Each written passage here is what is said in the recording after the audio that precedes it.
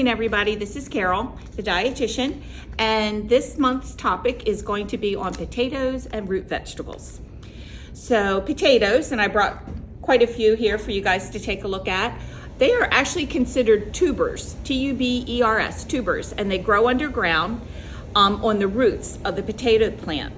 The tubers that you're very familiar with, I'm sure, are just the regular potatoes in all different colors and sizes. Also includes the sweet potatoes or yams and something called a Jerusalem artichoke. I could not find one of those in the store to bring in for you, so take my word for it.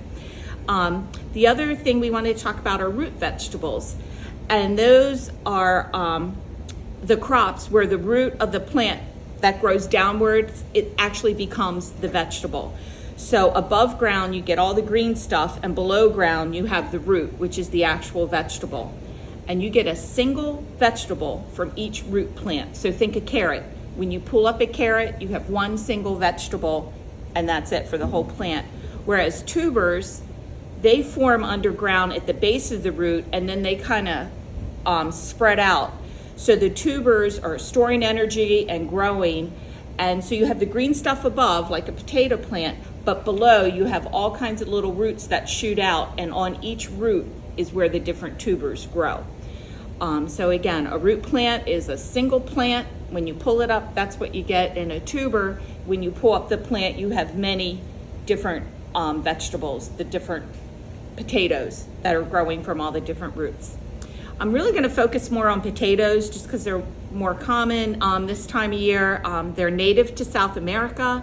They were brought to Europe in the 18th century, and then they were sent up to Ireland in 1589 by Sir Walter Raleigh. I think a lot of people associate potatoes with Ireland, but they were actually brought in from South America. They're the fourth largest food crop in the world, following rice, wheat, and maize. In the United States, the state of Idaho is the largest producer of potatoes, but that's followed closely by Washington State, Wisconsin, North Dakota, Oregon, and I'm pretty sure that almost every state in the United States, maybe not Alaska, grows potatoes. In October of 1995, the potato became the first vegetable to be grown in space. So I thought that was interesting with the space launch that they had yesterday. They're one of the few vegetables, potatoes, that are not safe to eat raw. You never want to eat a raw potato. Other vegetables that should not be consumed raw are red kidney beans and eggplant. The last thing I wanted to tell you, just a fun fact about green potatoes. So green potatoes are a sign that the potato has developed a toxin. And this happens when your potato is exposed to light over a long time. So think if you had just a thing of potatoes sitting out on the counter and it took you a month or two to get through them all, and you grabbed one and you could see that it's starting to turn green, and even when you peel it, you can still see that green hue, that green tinge in those.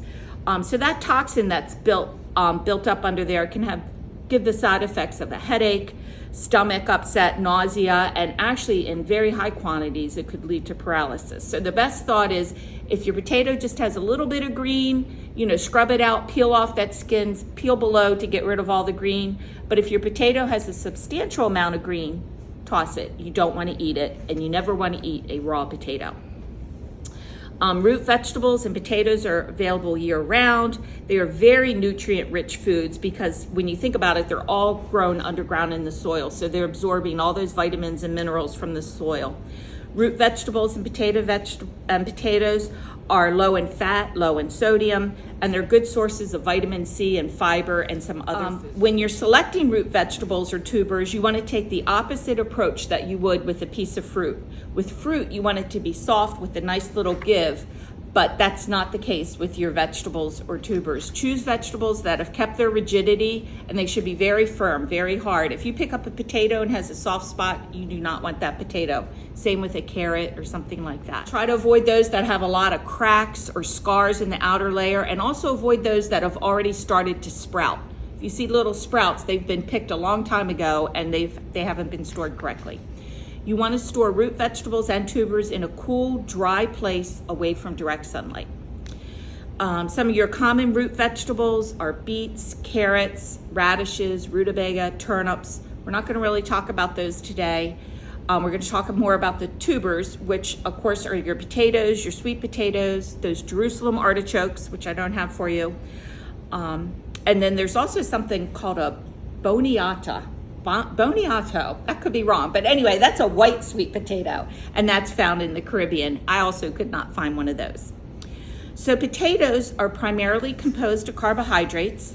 They also have a little bit of protein and quite a bit of fiber if you eat the skin. All potatoes are basically a fat-free food.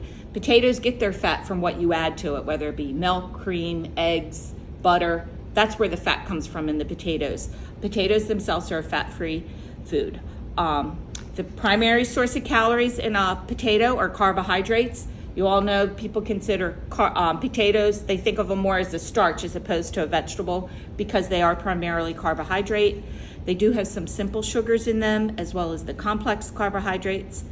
And because of this, a lot of people, especially people who have diabetes, say, oh, I can't eat potatoes, I'm a diabetic. You can eat potatoes if you're diabetic. You just have to control the portion size.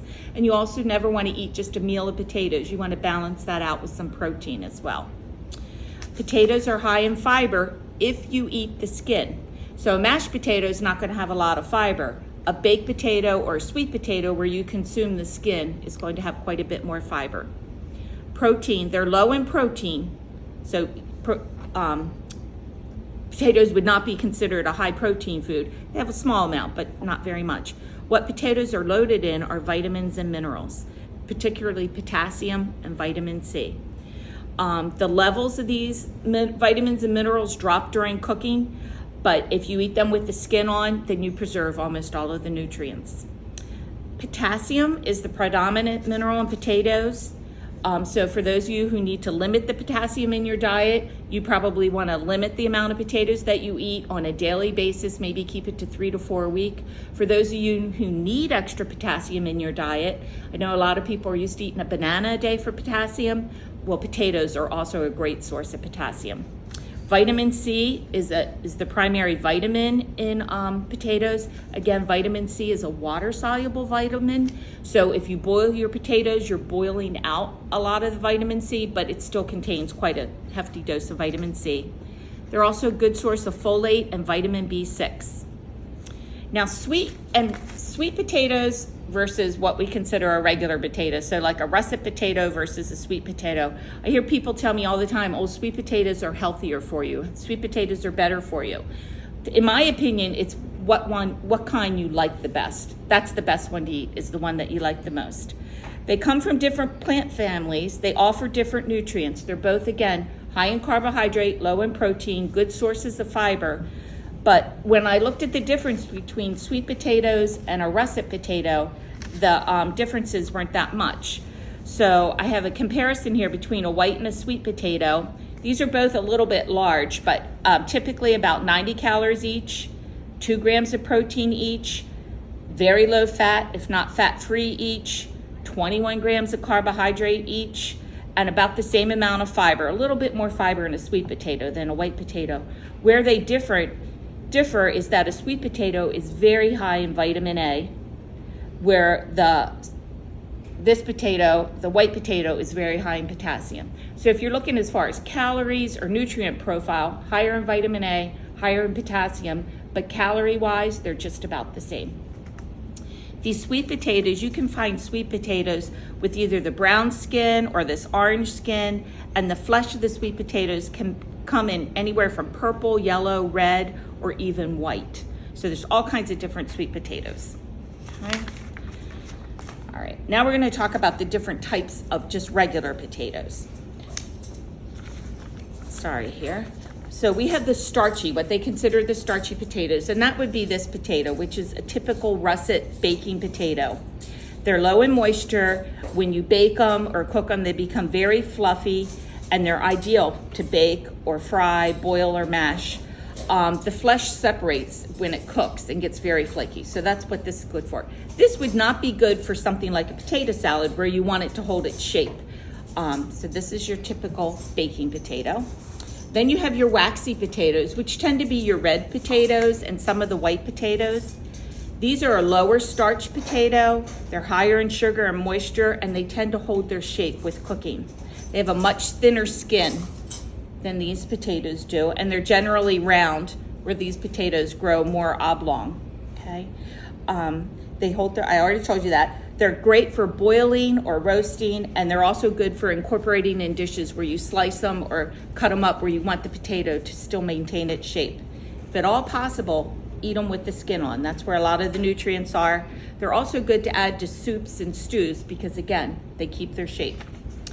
Then you have your all-purpose potatoes, which tend to be, you tend to buy them in bigger bags, and they tend to be the white potatoes. These are a lot like the waxy potatoes in that they hold their shape.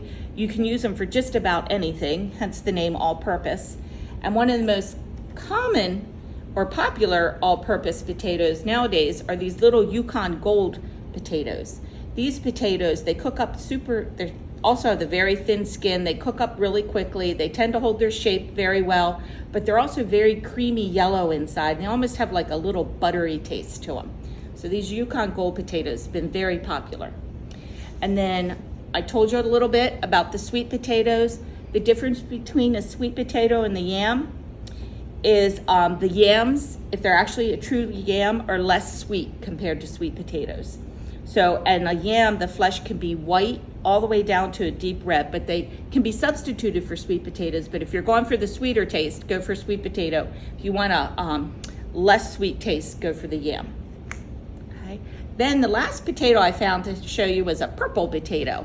So these, I used to think these were rotten when I saw those in a bag, but they're actually purple potatoes. The one that I got for you is actually a white flesh inside with a little bit of a purple vein, but I've also had purple potatoes, a little bit smaller ones, that are solid purple the whole way through. Again, they're an all-purpose potato. They add a lot of different color and pizzazz to a meal. When you cook them, they do tend to lose some of their purple color, kind of get a grayish color. So they can actually look a little unappetizing, but they taste just like a regular little boiled potato would taste. All right, I think I'm almost done talking to you about. Okay, so selection of potatoes. Again, a couple things to keep in mind. You're looking for a firm potato, clean skin, not a whole lot of dents. You want ones that are not sprouting, that don't have cracks. Again, if they have a green tinge, avoid them. And if the potato is primarily green, toss it out. Do not eat it, and don't eat potatoes raw. Store your potatoes in a cool, dark part of your house. A lot of people recommend do not refrigerate your potatoes. I tend to because I don't eat them very often. So if I have a bag of potatoes, they're going to get bad. So I do put mine down in the bottom of the fridge, but they recommend storing them in a cool, dark area of your house. I think that's pretty much all I have for this month. I hope everybody's healthy out there, and I look forward to talking to you again in October.